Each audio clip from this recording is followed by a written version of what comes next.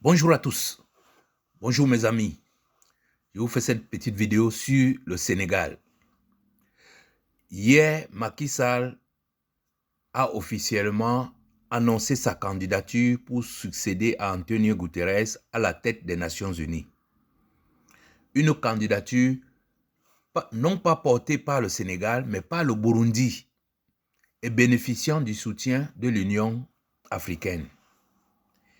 Mes chers amis, cet acte que vient de poser Macky Sall révèle le bras de fer qu'il y a entre Macky Sall et ses prédateurs internationaux qui ont décidé de mettre l'Afrique à feu et à sang.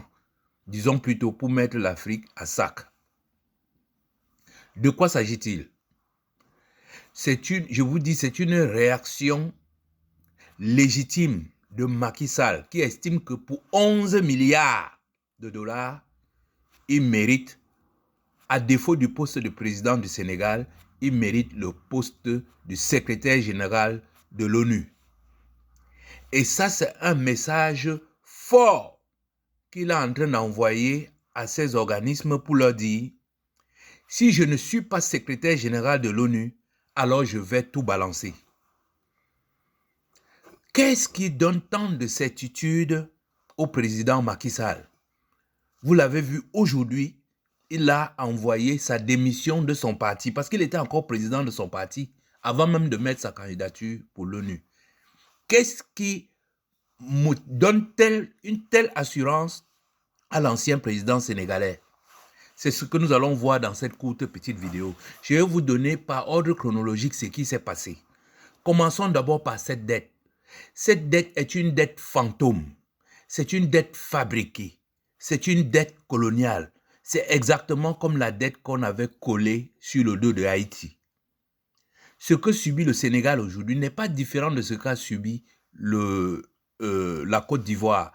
C'est-à-dire que Laurent Gbagbo est arrivé au pouvoir, même sans être un anti-français, il n'était pas arrivé au pouvoir par l'aide ou l'accord des Français. Il était arrivé au pouvoir par l'accord du peuple ivoirien.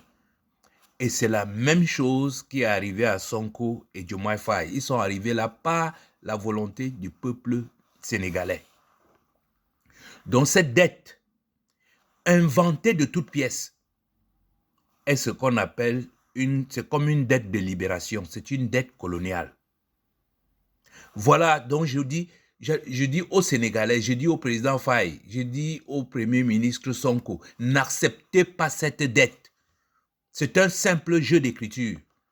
Voici donc étape par étape comment tout s'est déroulé. D'abord, le deal. Quand Macky Sall, sachant qu'il ne pouvait pas être élu pour un troisième mandat, a voulu le faire, ces organismes internationaux qui sont des bandits, je vais vous le dire en vous rappelant que dans un pays à franc CFA, tout se passe au Trésor public français, à la Banque de France. Et c'est contrôlé par le FMI, contrôlé par la Banque mondiale et supervisé par l'ONU. Donc, rien ne peut être caché à ces gens-là. Le franc CFA, la façon dont c'est géré, vous ne pouvez pas le cacher au Trésor public français. Donc, c'est une dette fabriquée. Alors, comment en sommes-nous arrivés là? Comme je le disais, Macky Sall, entêté pour un troisième mandat, voulait absolument avoir ce troisième mandat. Alors, ces bandits internationaux lui ont dit, mais qu'est-ce que tu nous donnes en retour? Il dit, écoutez, vous pouvez avoir, on peut vous donner ceci, on peut vous donner. On lui dit, ok, ce qu'on va faire, on va introduire des lignes de dette dans votre système économique et dès que vous serez réélu, vous allez nous retrocéder cet argent-là comme notre prime de complicité. Macky Sall a été d'accord, mais sauf que ce n'est pas Macky Sall qui maîtrise toutes ces écritures. Pas du tout. Et en cours de chemin, il va se rendre compte que les Sénégalais ne l'acceptent pas. Il va donc rejeter sa candidature. Le 4 juillet 2024, Macky Sall va renoncer, en 2023, il va renoncer à être candidat. Et tout de suite, il va commencer à se demander, mais après tout ce qui s'est passé, tous ces morts, qu'est-ce qui va m'arriver? Ces Occidentaux l'ont rassuré en lui disant, t'inquiète pas, on va te donner un poste international qui va te protéger. D'ailleurs, on a fait appel à M. Macron, qui a nommé le 28 novembre 2023 Macky Sall comme, je ne sais plus comment on l'avait appelé, envoyé spécial ou bien, il devait être chargé de protéger un pacte de Paris, un truc comme ça. Donc, on lui a donné des gages. Mais je vous dis une fois de plus, à ce moment-là, à cette date-là, Macky Sall ne connaissait pas l'ampleur de ces manipulations financières. Donc, le jour où il quitte la présidence du Sénégal, c'est-à-dire en avril 2024, dès le lendemain, Ousmane Sonko et Faye arrivent et ils essaient de faire l'état des lieux.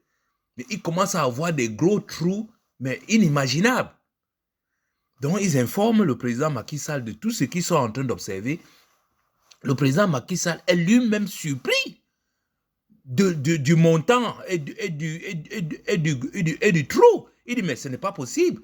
Comment ils ont pu faire mais comment ils ont pu fabriquer une dette aussi monstrueuse? Il est donc retourné vers ses bailleurs de fonds pour négocier avec eux en leur disant non, il faut retirer toutes ces dettes-là parce que ce n'est pas ce qu'on avait prévu. On lui a alors demandé, mais qu'est-ce qu'on avait prévu? Il a dit, mais on avait dit, si je suis président du Sénégal, je vous accorde certaines lignes de dette. Mais là, vous êtes allé trop loin et je ne suis pas président du Sénégal. Comment je fais pour m'en sortir?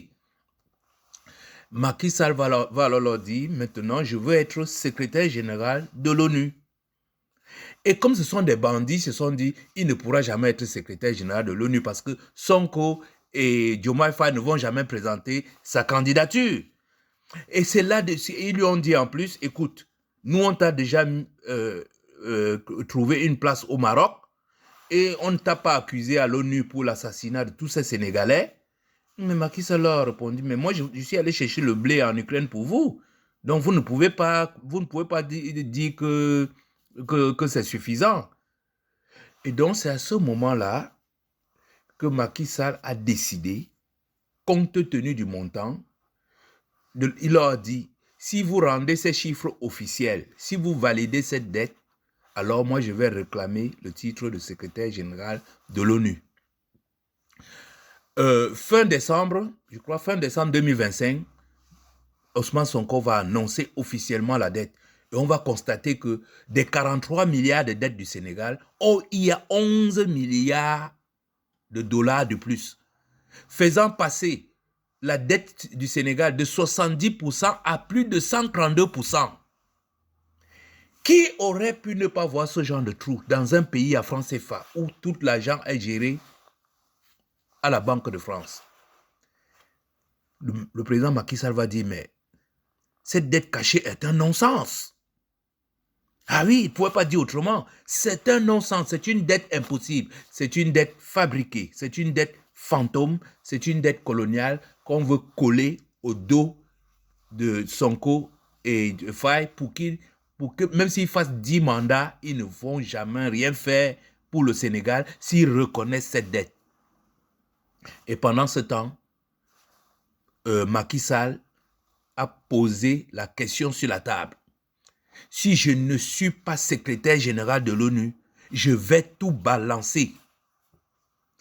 Voilà pourquoi vous voyez ce président démissionner de son poste de président de son parti. Voilà pourquoi il fait appel au Burundi pour mettre sa candidature, parce qu'il est certain qu'il sera élu secrétaire général de l'ONU. Sinon, il va expliquer aux Sénégalais, il va expliquer aux Africains, il va expliquer au monde entier les mécanismes qui ont amené l'ONU, la Banque mondiale, les FMI, la Banque de France à créer cette dette pour mettre sur le dos des Sénégalais.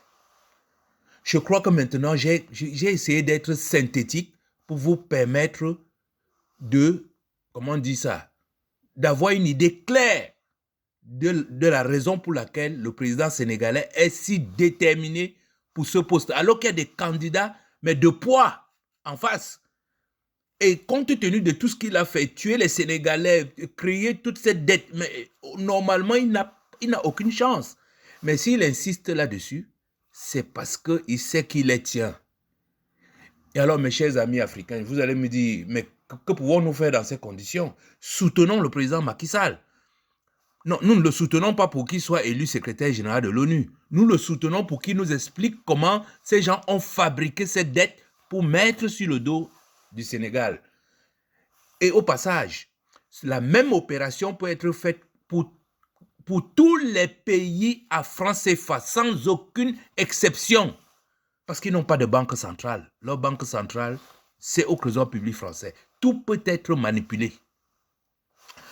Merci de m'avoir écouté et partagez s'il vous plaît. Si vous connaissez, si vous avez des amis sénégalais, passez-leur ce message afin qu'ils sachent pourquoi leur ancien président se comporte comme un lion face à ce poste de secrétaire général de l'ONU. Merci de m'avoir écouté et à bientôt.